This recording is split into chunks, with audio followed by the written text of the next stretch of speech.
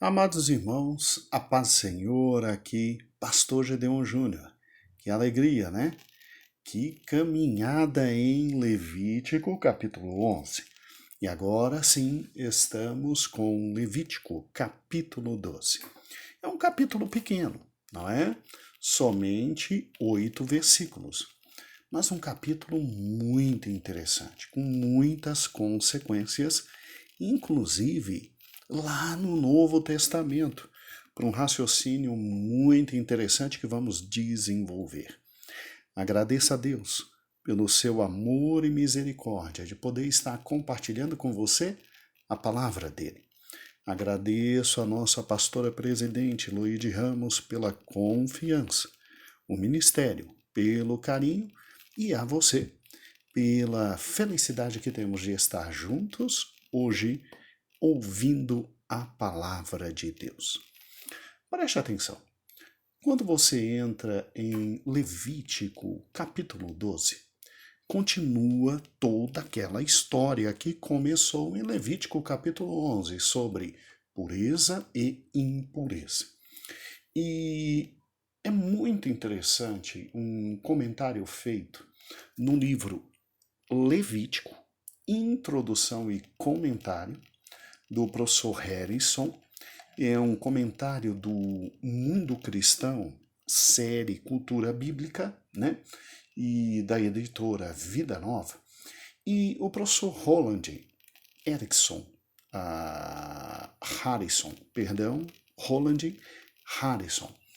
ele, ao comentar este capítulo 12, ele de forma muito inteligente, ele faz uma relação, obviamente, entre o capítulo 12 e o capítulo 11.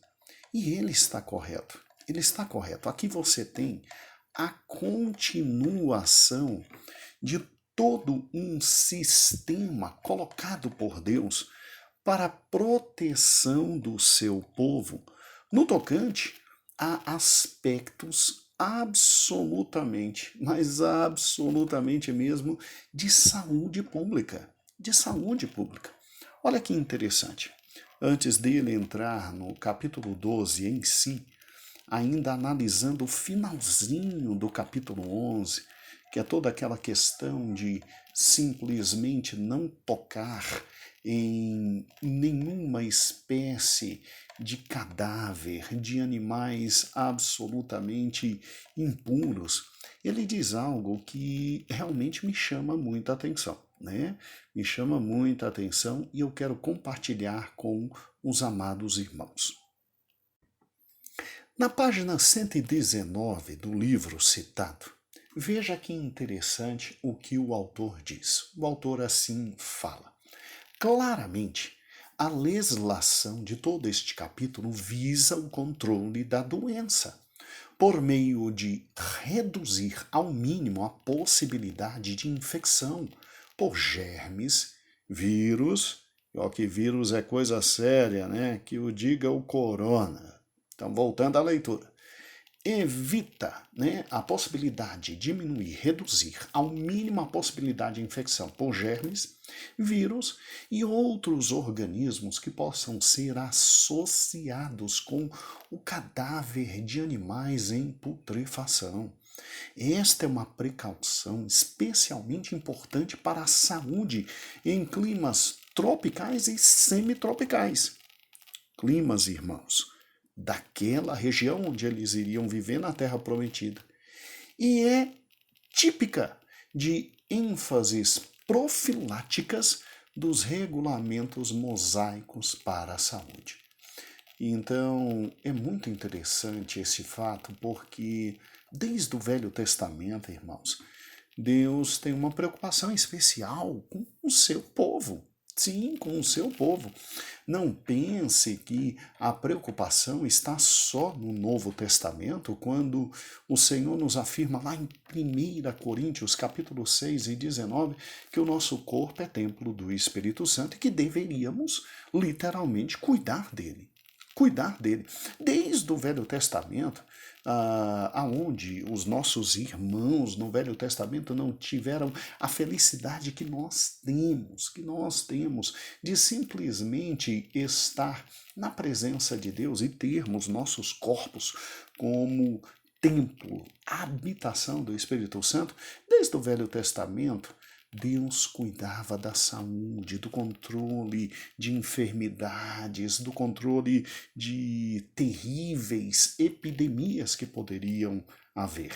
E o que eu acho interessante é que o autor, na página 120, ele diz de forma muito clara: não pode haver dúvida de que os fatores de higiene sejam as únicas considerações aqui, visto que uma variedade de doenças sérias poderiam ser propagadas por vasilhas, comidas infectadas e contaminadas. Ou seja, ele está falando aqui no final do capítulo 11, que diz exatamente assim, que quando um desses animais imundos e mortos simplesmente caísse em alguma vasilha, versículo 32 lá do capítulo 11, e tudo aquilo sobre o que deles cair alguma coisa, estando eles mortos, será imundo.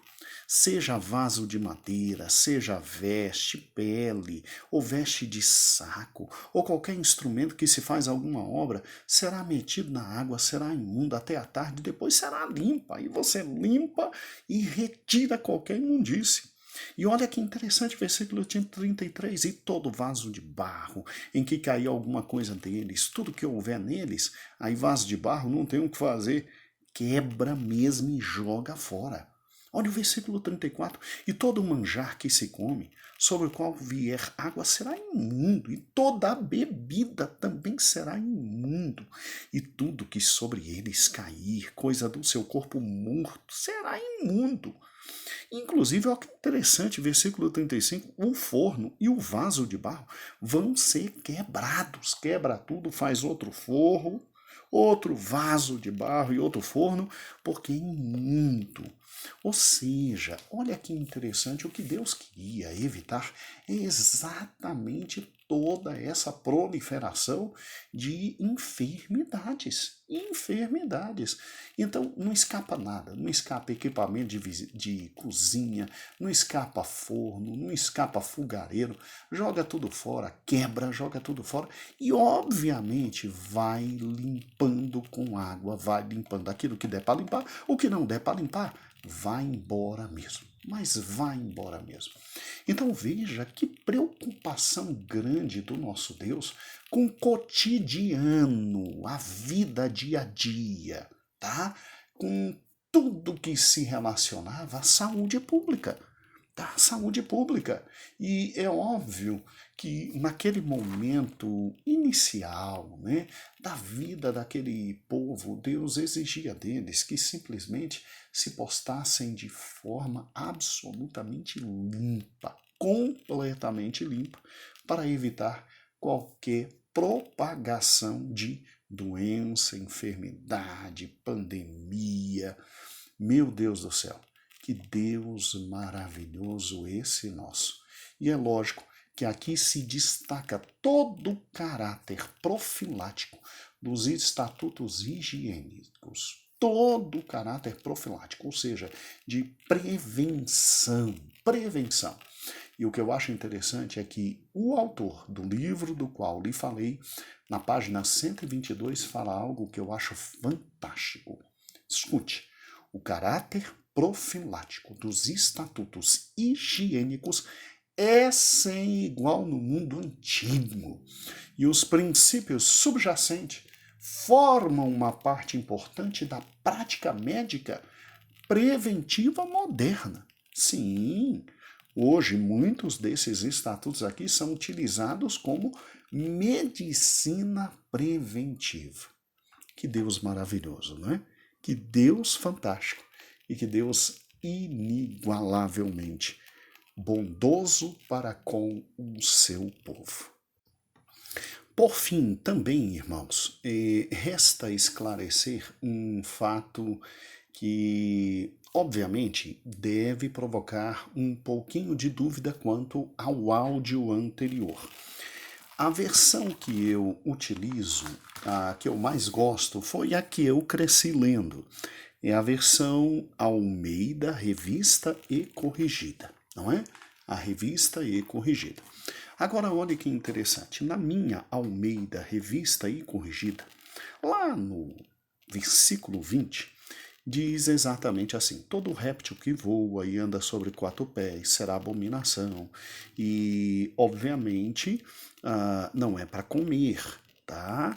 E aí vem falando dos tais répteis, no versículo 22, lacusta, gafanhoto e etc. E a gente sabe que não é réptil, a gente sabe que é inseto. Pegando outras versões bíblicas mais atualizadas, com uma linguagem mais atualizadas, elas já vêm a partir do versículo 20 dizendo não mais réptil, mais inseto. Tá bom? Então, os irmãos que por um acaso tiveram dúvidas ontem quando eu li, porque na sua Bíblia já tem inseto, é que sua Bíblia já é mais atualizada, a versão do que a minha. Tá bom? Mas ninguém se preocupe quanto a isso, a mensagem continua a mesma. Tá bom? Glória seja dada ao nome do Senhor. Bem, feitas estas observações, vamos então para o capítulo 12. E o capítulo 12 é muito interessante. Nós iniciamos hoje o capítulo 12. Ele é muito interessante porque o capítulo 12 continua toda essa sessão profilática, toda essa sessão higiênica, que não existe igual no mundo antigo, não é? Toda essa sessão profilática e toda essa sessão higiênica que não existe no mundo antigo. E o que eu acho bonito aqui, o que eu acho fantástico, é que aqui você tem exatamente a purificação de uma mulher após o parto. Muito interessante isso, né? A purificação de uma mulher após o parto. Esse é o tema que normalmente as Almeidas colocam em cima e já para te dar um certo discernimento do que aqui está acontecendo. E assim diz a palavra do Senhor. Falou mais o Senhor a Moisés, dizendo: fala aos filhos de Israel, dizendo: se uma mulher conceber e tiver um varão, será imunda 7 dias, assim como nos dias da separação de sua enfermidade será imunda. E no 8º se circuncidará um membro da carne do seu prepúcio, e depois ficará ela 33 dias no sangue da sua purificação, nenhuma coisa santa tocará, e não virá ao santuário até que se cumpram os dias da sua purificação. Ok? Agora, olha que interessante, são 4 versículos que aparentemente a gente lê e não entende, né? E a coisa piora a partir do versículo 5º, que diz assim: mas se ela tiver uma fêmea, ou seja, se ela conceber uma menina, será imunda 2 semanas. Quer dizer, se tiver um menino, é imunda 1 semana. Se tiver uma menina, é imunda 2 semanas. Meu Deus do céu, pastor, que loucura é essa? Como na sua separação. E depois ficará 66 dias no sangue da sua purificação. Ué, peraí, se ela tem um menino, aí ela fica 33 dias longe do templo, na época da igreja, na época. Se é uma menina, 66, mas que maldade, né? Parece de um machismo horrível, né?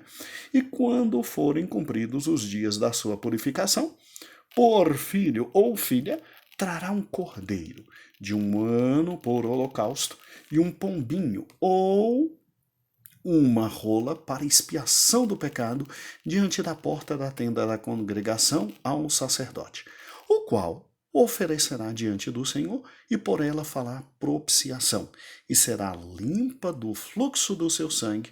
E esta é a lei que der à luz varão ou fêmea, mas se sua mão não alcançar assaz para um cordeiro, então tomará 2 rolas e 2 pombinhos, uma para o holocausto, outra para expiação do pecado, e assim um sacerdote por ela fará propiciação e será limpa.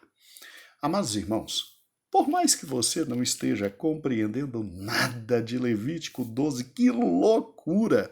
Ou seja, Levítico 12 parece tão incompreensível como Levítico 11, eu te garanto, aqui está uma das seções bíblicas mais lindas da palavra de Deus. E é óbvio que você que está me ouvindo agora está dizendo, ele enlouqueceu de vez. Não, não, não, não, não. Eu prometo, não estou louco. Aqui está uma das perícopes, ou seja, uma das passagens da Bíblia mais bonitas que existe. Nós vamos levar um pequeno tempo para entender o que aqui está. O sistema de proteção que aqui se destina a absolutamente todas as mulheres ali do Velho Testamento, e você vai ver as consequências disso no Novo Testamento e vai entender que figura fantástica é Maria, mãe de Jesus. Teu coração está preparado? Então vamos juntos. Há muitos assuntos aqui para que possamos trabalhar. Por isso, nós vamos trabalhar com muita calma sobre todos os assuntos.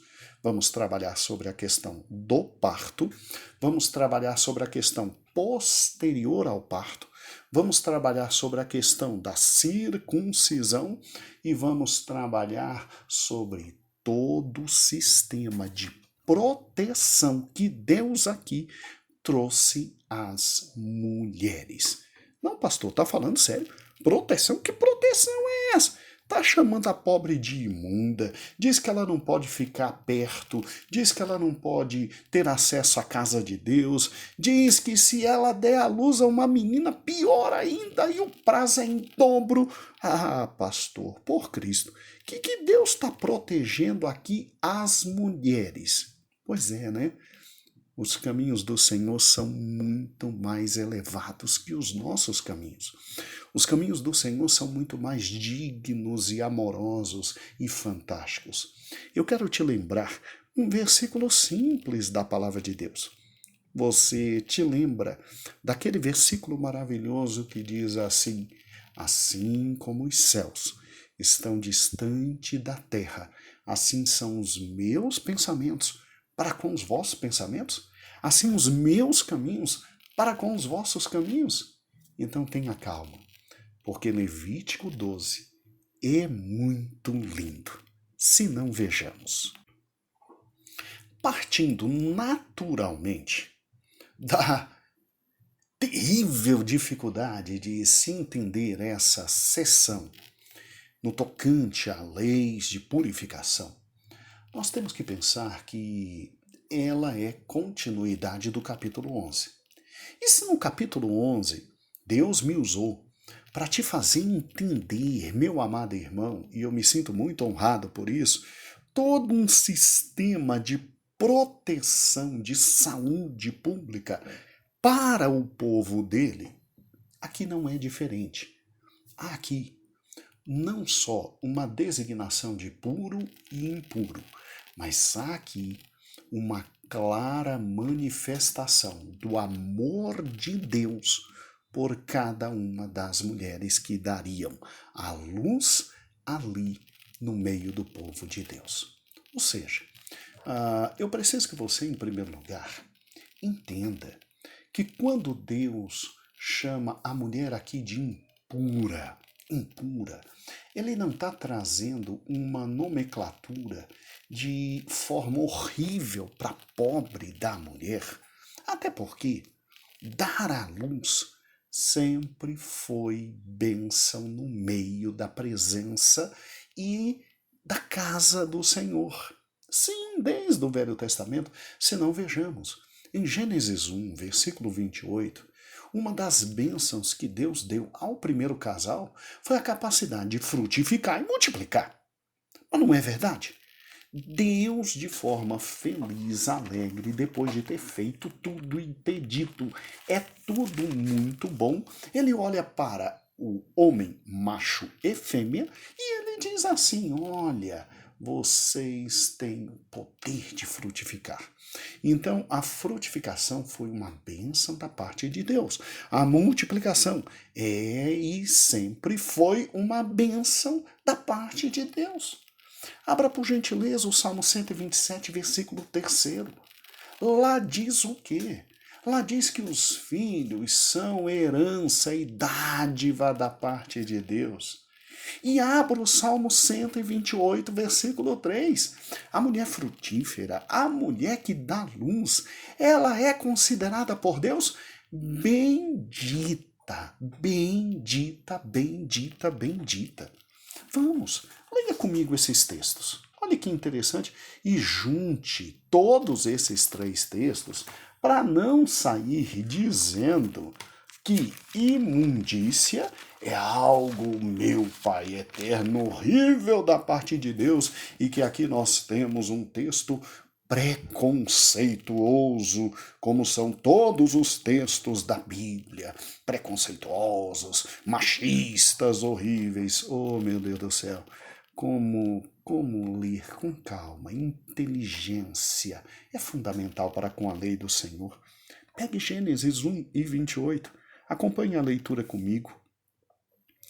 Peguemos o 27, é melhor ainda. E disse Deus: façamos o homem à nossa imagem, conforme a nossa semelhança, e domine sobre os peixes do mar, sobre as aves do céu, sobre o gado, toda a terra, todo réptil que se move. Versículo 27, e criou Deus o homem à sua imagem. A imagem de Deus os criou. E criou foi os dois, tá? Macho e fêmea os criou. Homem e mulher são a imagem de Deus. E olha o versículo 29, e disse Deus: eis que vos tenho, versículo 28, oh meu Deus do céu. E Deus os abençoou, e Deus lhes disse: frutificai, multiplicai-vos, enchei a terra, sujeitai-a, dominai sobre os peixes do mar, sobre as aves do céu e todo o animal que se move sobre a terra. Olha que fantástico. Deus, como bênção, disse: frutificai, multiplicai-vos. Olha o que diz o Salmo 127, lá no seu querido versículo 3. Acompanhe comigo esse salmo lindo da parte de Deus. Eis que os filhos são herança do Senhor, e o fruto do ventre, o seu galardão. Irmãos, filho é considerado dádiva da parte de Deus, é considerado presente, é considerado herança da parte de Deus. E olha o que diz o Salmo 128, versículo 3. Uma das bênçãos para o homem que temesse a Deus era exatamente essa: a tua mulher será como a videira frutífera ao lado da tua casa. Ou seja, a tua mulher vai te dar muitos filhos. Então, raciocine comigo, se você juntar todos esses textos bíblicos, meu Deus, parece então que Levítico 12 é incompreensível, porque, como é que o nascimento de um filho, em Levítico 12, era considerado uma circunstância pecaminosa que dependia de expiação? Meu Pai eterno, o que aqui está acontecendo?